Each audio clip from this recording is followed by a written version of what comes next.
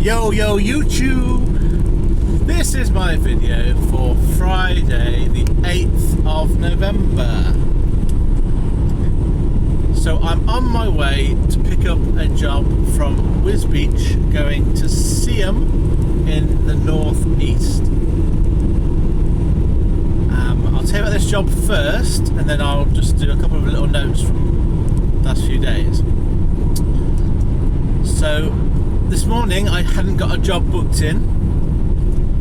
From about 7:30 I was looking on the CX app and it was very quiet, and also quite unusually there were a lot of drivers around north of Peterborough, so more than usual. So Boston, Sleaford, Spalding, Kings Lynn, there were plenty of active drivers around and not very many jobs. The only place that was quite quiet was Grantham. And the only other thing that I thought it might be that these drivers were travelling through the area. I had a look at each driver's name and they were all local drivers, but they were on the move. So I was looking for jobs, but I wasn't necessarily very hopeful. A few jobs came up going to London, which I thought about doing, but I didn't really feel like doing that as first thing, particularly on a Friday.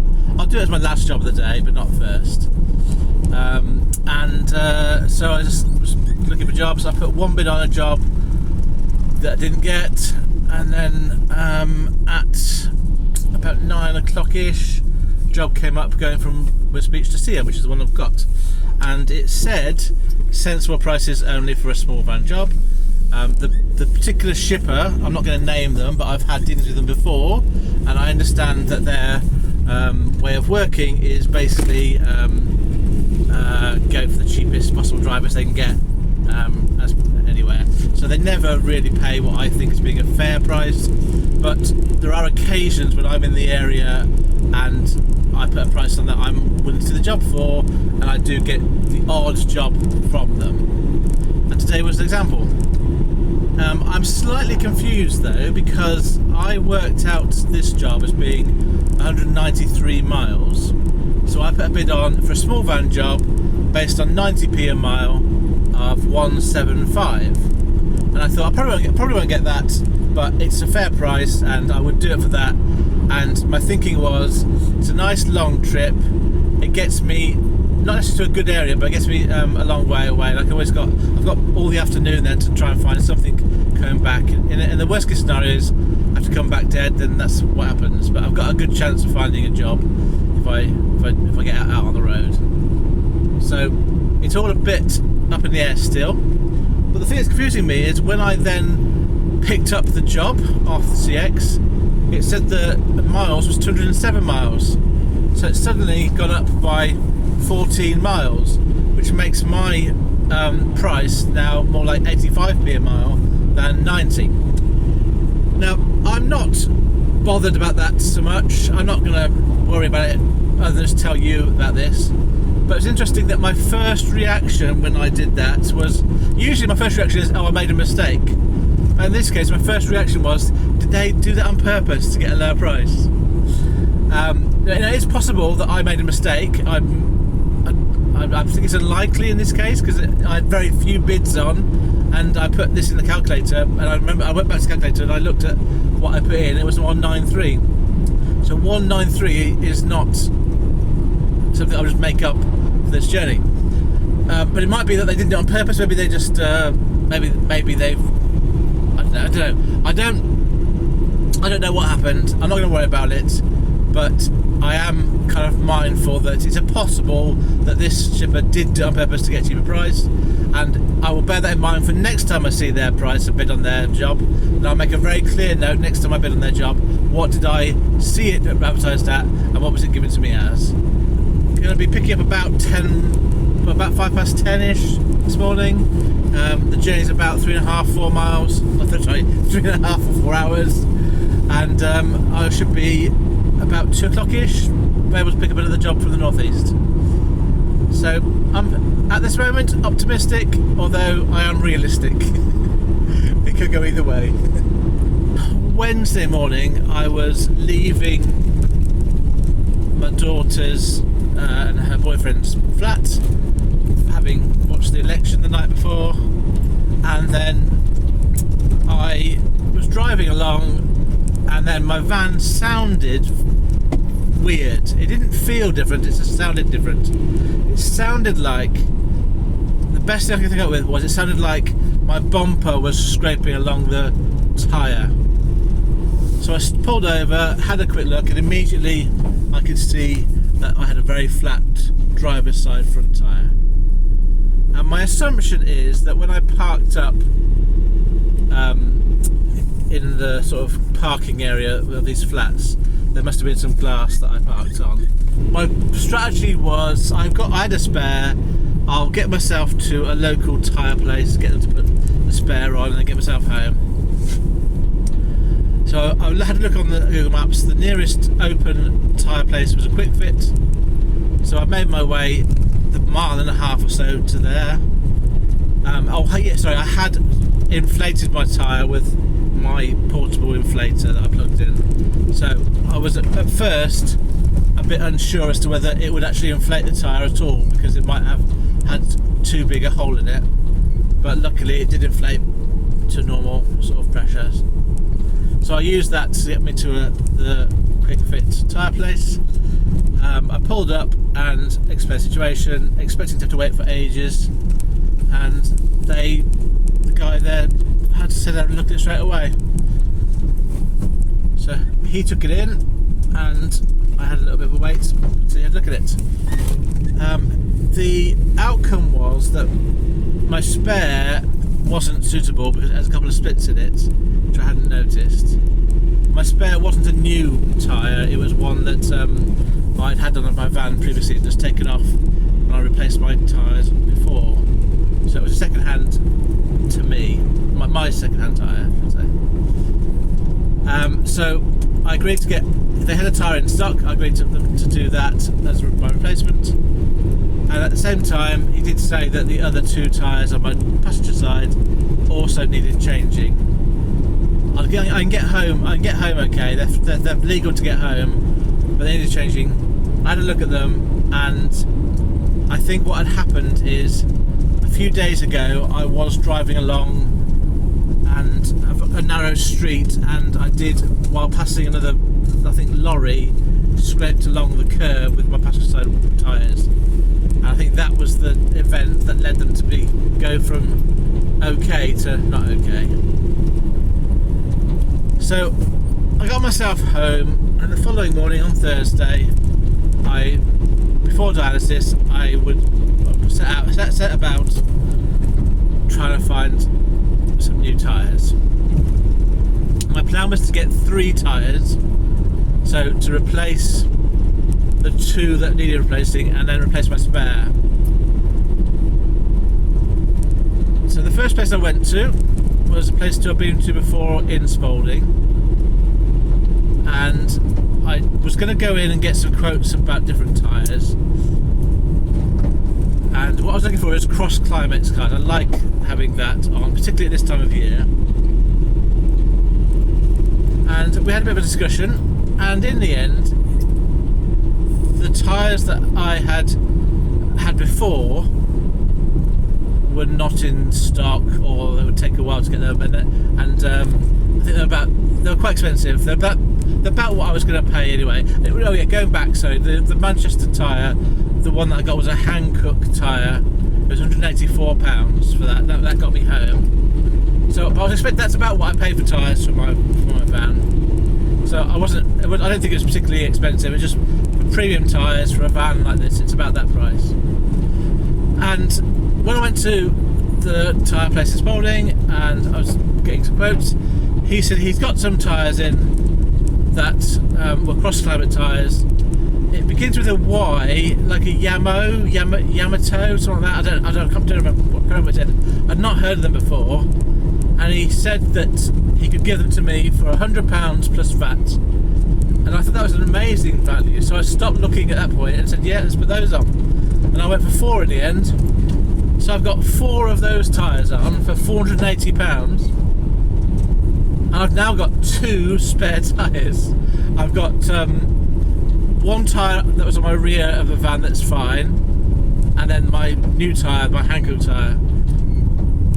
So I'm okay for spare tyres as well as new tyres, and I always like it when I have new tyres on my van, particularly the ones that have got this sort of tread. They're the tread that I like is not ones that are kind of lines around the tyre, but the best way I can describe it is a bit like cheetah patterns, the animal cheetah, that kind of speckled pattern. It just seems to me to look more robust and more secure.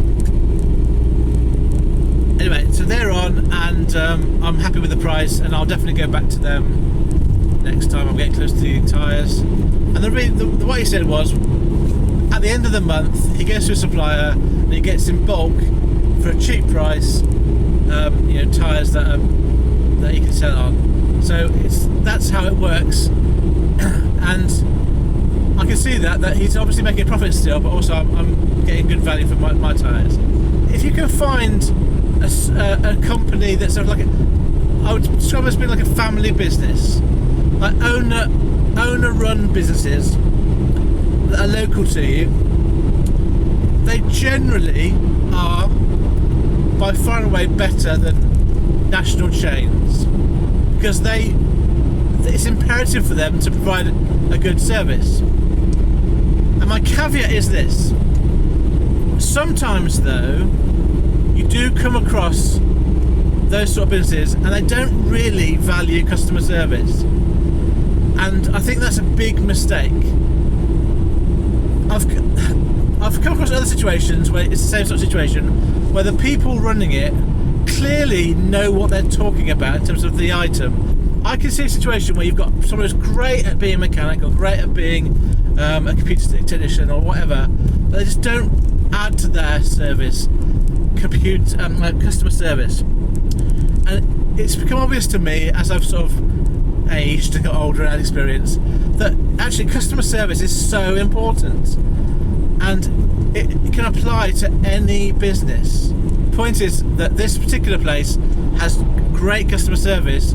They're approachable and friendly, and not by any means intimidating to go to, and I think that means I'll go back to them and I'll recommend them. I have reflected somewhat on my experience from Monday night, and I have made a decision, and I've kind of I know why I'm doing this. So I've always found it very difficult to learn things by being told them.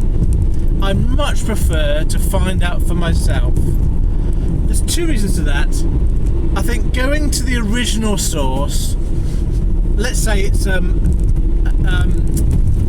let's take the budget for example.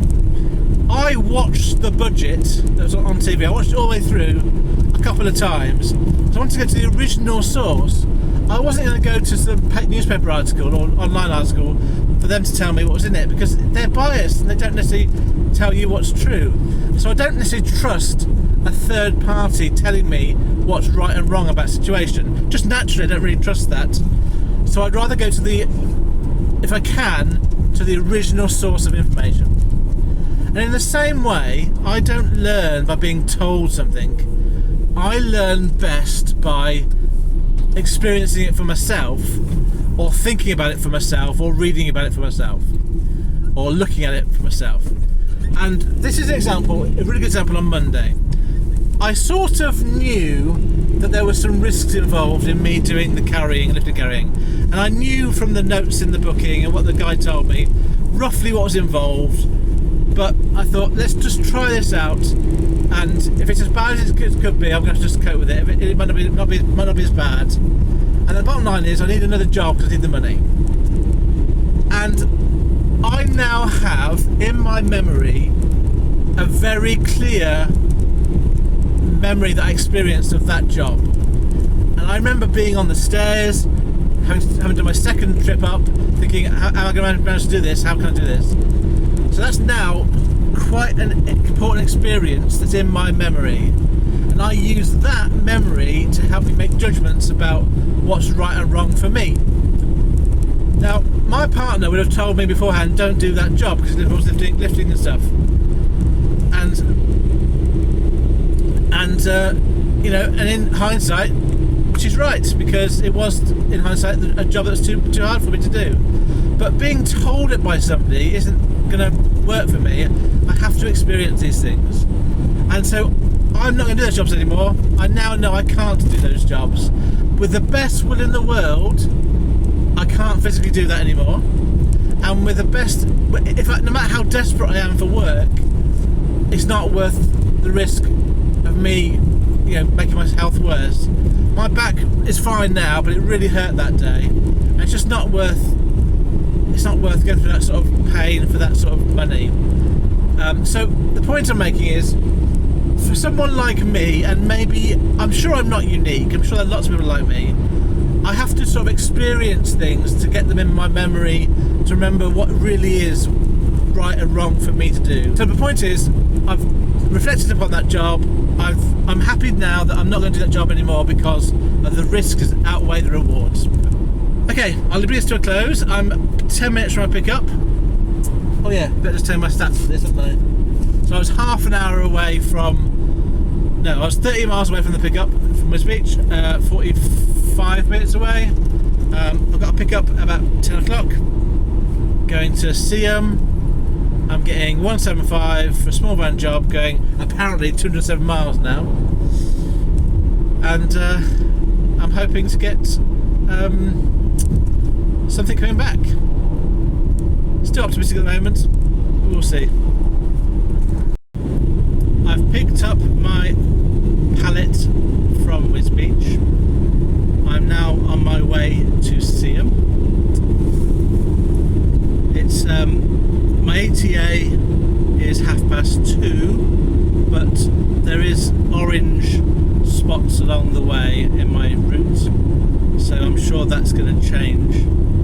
I've given my ETA on the CX as being 3 o'clock, which I think is a realistic actual time that I'll arrive. And the route that I'm taking is actually 195 miles, so it wasn't the 207 that was on the CX. So that's back to my 90p a mile expectation, which is good. My expectation here is that I'll be in Seaham, offloaded and available for a job from 3 o'clock onwards, and I am really unsure as to whether that's going to be good or bad. It's Friday afternoon in the northeast, which can be quiet sometimes. I'm guessing it's going to be quite tough to get a job, getting back. So I'm being realistic.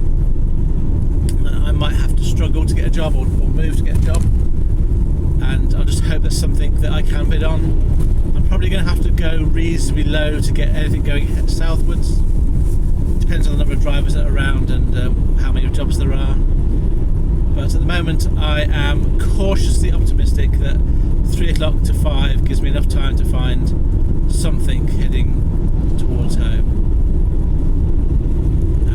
The quandary would be, do I just head straight towards sort of Leeds area, sort of Wakefield Leeds area along the A1M Doncaster, rather than waiting in Seaham? But I think there will be jobs from sort of Middlesbrough, Newcastle. I think there will be jobs. I just haven't been there for a while, so I don't know. And I don't know what it's like on a Friday afternoon. I know there is jobs that go late, sort of around the country, that I could hang on for. That's a bit of a risk. It'll make the day very long, and it might end up not getting that job. So yes, all to play for still. All to play for.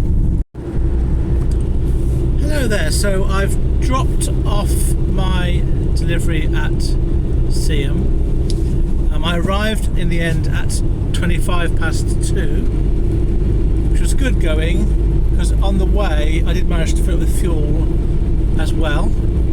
So I got a full tank of fuel, new average fuel price for this week, and I dropped off.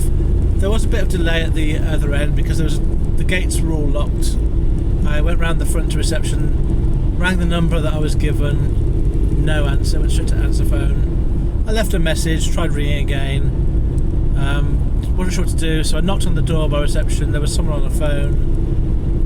Then somebody else came to see me. I explained what I was there for. He said he'd go around the back and tell them I was there. And so I went round the back again, and they came and knocked the gate and took it off me. So all in all, it was a delay of around about 15 minutes, sort of messing about. So by the time I potted it all off, got photos, got it all signed for, I was off site and ready to look for another job at 2:45.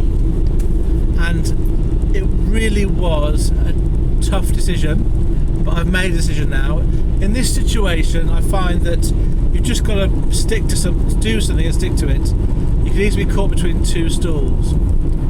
Now, there was quite a few drivers around me, sort of Peterlee, Seaham, Middlesbrough, Sunderland, Newcastle.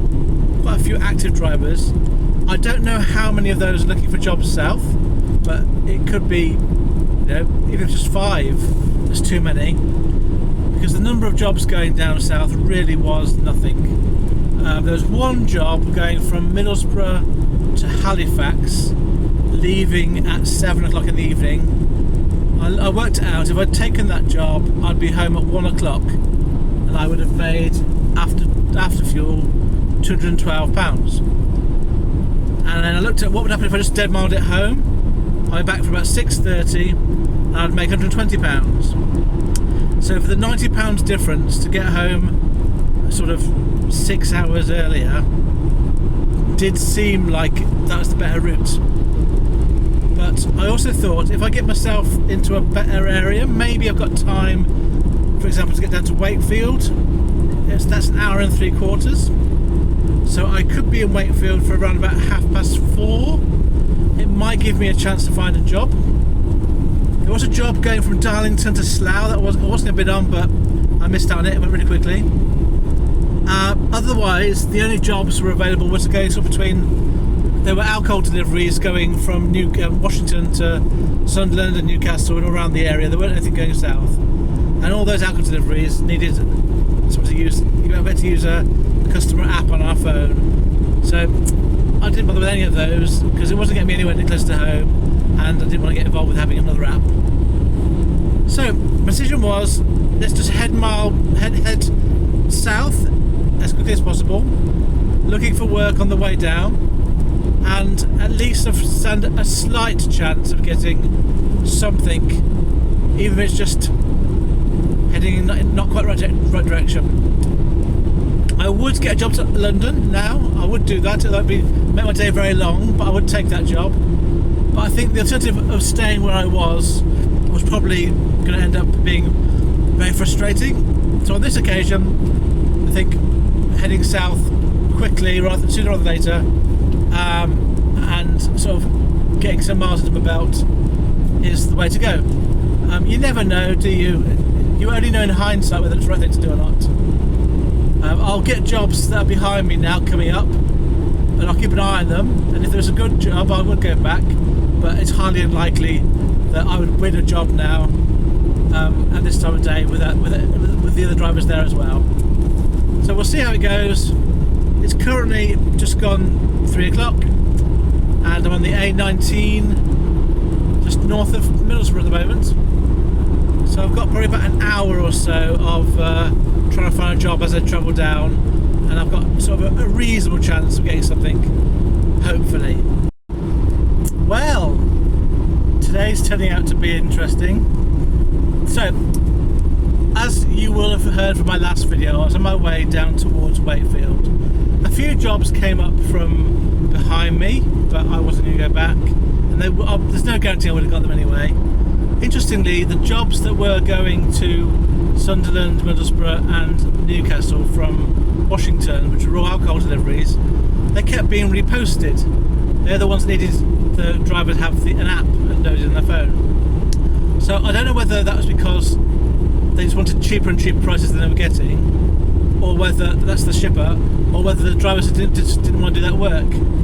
But it seemed weird that at least 3 times all 3 jobs got reposted in that area. So that's interesting in itself. On the way down, I put a bid on a few jobs, sort of from the Leeds area, as I was about an hour away from there. But one came up from Wetherby going to York, about 14 loaded miles, and I was 35 minutes away from it, going in the right direction. I was north of it on the A19, coming down towards Wetherby. So I put a bid on £50 for a small van job, and I got a call for it. Now, you've got to put myself in my shoes. I was expecting to go home dead. This is a 14-mile job, half an hour from where I am, and £50. That's not a bad job. So I just jumped at the chance to have it. So I'm still available. Yeah, thank you for the job. I'll do that for you. Then when the job notes came through, the first thing I saw in the job notes, which I'm sure weren't on the notes that when I bid on it, because I would have noticed it, the first words were handball required. So my heart sank a bit, and then I went down a bit further, and it's basically going to a wine shop. So I don't really want to do lots of heavy carrying, and I didn't ask the shipper. And to be fair, would I have, if I'd asked, he said it was wine boxes, would I have said no? Probably not. I probably would have still wanted to do it because it's a good job.